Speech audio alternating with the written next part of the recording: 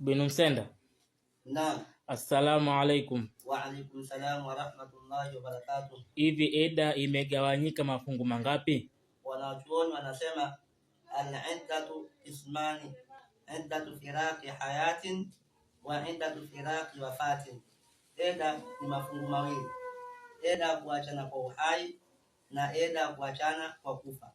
Wala tajibu al-ula illa ala al-madkhuli biha, na wala haipasi ile eda ya kwanza isipokuwa kwa mwanamke aliyeingiliwa.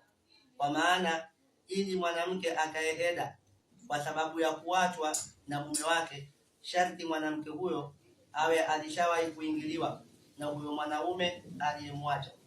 Itakapokuwa mwanamke ameachwa na mume wake na mwanamke huyo hajawahi kuingiliwa na huyo mwanaume aliyemwacha, basi mwanamke huyo hatokaa eda.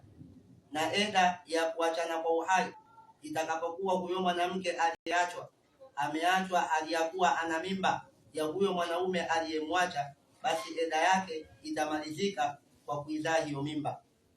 Na itakapokuwa ameachwa huyo mwanamke aliyakuwa hana mimba na bado anaingia hedini, basi eda yake atakaa kurui 3. Na kurui wanawachuoni wanasema ni utahara, kwa maana mwanamke atakapoachwa aliyakuwa yuko tahara, tena utahara ambao hakuingiliwa katika utahara huo, basi ataanza kuhesabu eda yake kurui ya kwanza. Kwa maana akija kuingia hedini itakuwa ile kurui ya kwanza tayari ishapita. Akija akataharika kwa mara ya pili inakuwa ni kurui ya pili. Akija kuingia hedini inakuwa ile kurui ya pili ishapita. Akija akataharika kwa mara ya 3 inakuwa ni kurui ya 3, eda yake ishamalizika. Kwa hiyo mwanamke atakapoachwa aliyakuwa yupo katika hedhi, mwanamke huyo hatuanza kuihesabu eda yake mpaka ataharike. Na akiwa huyo mwanamke ameachwa aliyakuwa hana mimba lakini aingie hedhini, aidha kwa sababu ya uzee, mwanamke huyo eda yake atakaa miezi 3.